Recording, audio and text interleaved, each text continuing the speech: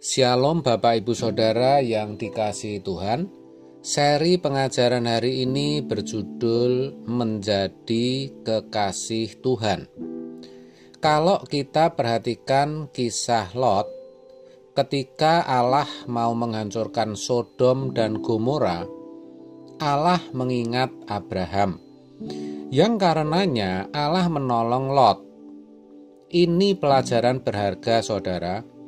Artinya, kalau kita mengasihi Tuhan, kita menjadi kekasihnya, maka Dia juga akan mengasihi orang-orang yang kita kasihi. Kita bisa melihat kenyataan bahwa orang yang benar-benar mengasihi dan menghormati Tuhan, anak cucunya tidak dipermalukan. Harus diakui, saudara, bahwa kita tidak akan pernah bisa menjaga orang yang kita kasihi selama 24 jam. Kita memiliki kemampuan dan kekuatan itu terbatas. Coba, bagi saudara yang memiliki anak atau kerabat yang sekolah atau bekerja di luar kota, bahkan di luar negeri, apakah saudara bisa menjagai dan melindungi mereka selama 24 jam? Tidak bisa, bukan? Karena mereka jauh dari jangkauan. Kita tidak bisa berbuat apa-apa. Namun saudara, kita percaya kok kalau tangan Allah yang kuat pasti bisa melindungi keluarga dan orang-orang yang kita kasihi. Maka jadilah kekasih Tuhan. Oh, itu sangat indah dan luar biasa. Karena Tuhan pasti mengasihi dan mengistimewakan kita. Tidak hanya itu, Tuhan pasti juga mengasihi orang-orang yang kita kasihi. Mereka juga akan diperlakukan secara khusus dan istimewa. Masalahnya, menjadi kekasih Tuhan itu tidak mudah. Sekalipun aktivis atau pendeta belum tentu menjadi kekasih Tuhan. Lalu, apa yang harus kita lakukan agar bisa menjadi kekasih Tuhan? Yang jelas, kita harus hidup kudus. 1 Petrus 1 ayat 16, "Kuduslah kamu sebab aku kudus." Begitulah kata Tuhan. Yang kedua, jangan terikat dengan dunia. Lukas 14 ayat 33. Tentu ini tidak mudah, karena dunia memang begitu indah dan nikmat. Dan yang ketiga, kita harus berani menanggalkan manusia lama kita yang susah diatur itu dan yang selalu menuntut untuk dituruti. Efesus 4 ayat 22. Maka setiap saat, dari menit ke jam, sepanjang hari, kita harus terus berjuang hidup dalam kekudusan. Kita juga harus selalu memeriksa apakah ada sesuatu yang kita cintai melebihi cinta kita kepada Tuhan. Sebab itu berhala dan akan membuat kita gagal menjadi kekasih Tuhan. Tetapi saudara, kalau kita benar-benar mau menjadi kekasih Tuhan, kita harus mau mengubah dinamika hidup kita.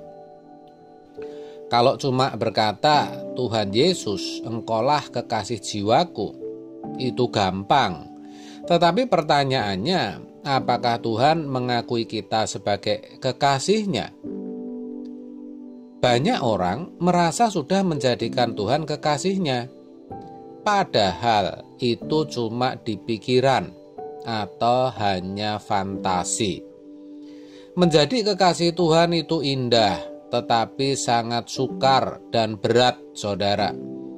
Menjadi kekasih Tuhan itu bukan dalam pikiran semata atau di dalam liturgi, melainkan dalam kehidupan nyata dari detik ke detik, dari menit ke menit, di mana kita selalu hidup di dalam kehendak Allah. Memang sukar dan berat, tetapi bukan berarti tidak bisa. Kalau kita berkomitmen untuk melangkah menjadi kekasih Tuhan dengan benar, tidak ada yang bisa melawan dan menghalangi kita.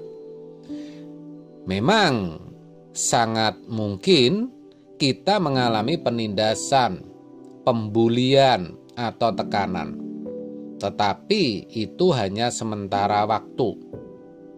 Tuhan akan membela.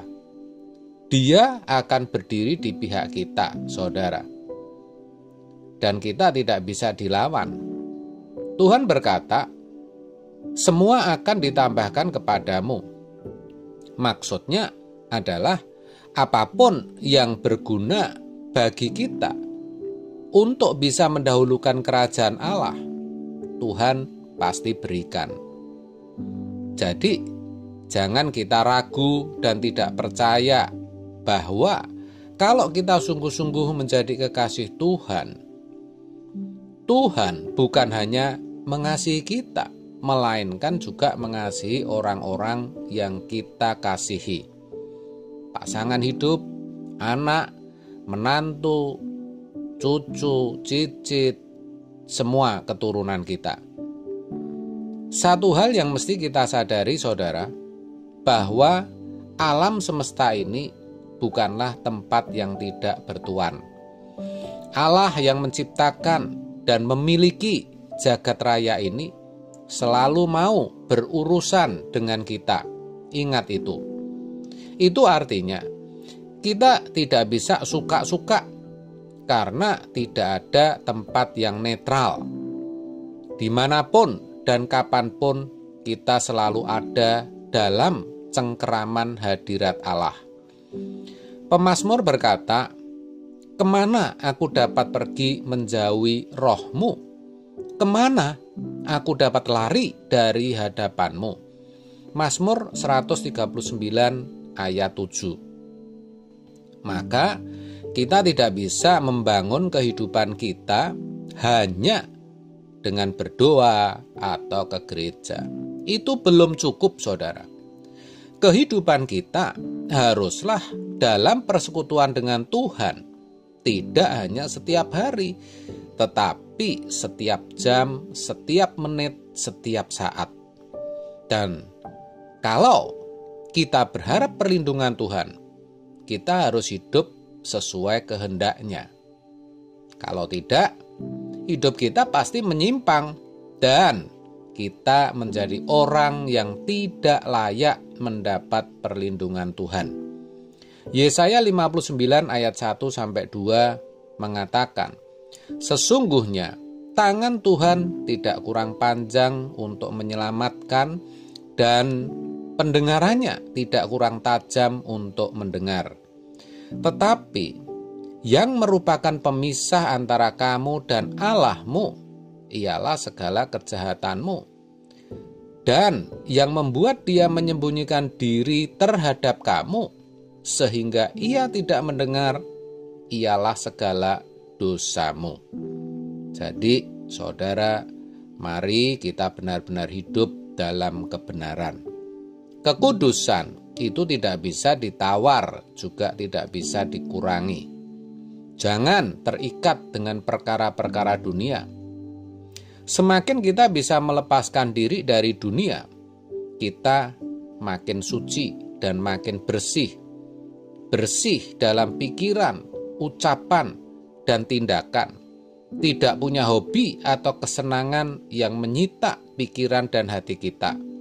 Maka kita pasti makin mengasihi Tuhan. Dan semakin kita mencintai Tuhan, hidup kita semakin wangi. Dan Bapa di surga akan mencium keharuman kita setiap hari. Bayangkan, kalau hidup kita menjadi keharuman Tuhan, maka pembelaan Tuhan atas kita pasti luar biasa. Dan itu bisa terjadi kalau kita menjadi kekasih Tuhan. Amin. Tuhan Yesus memberkati.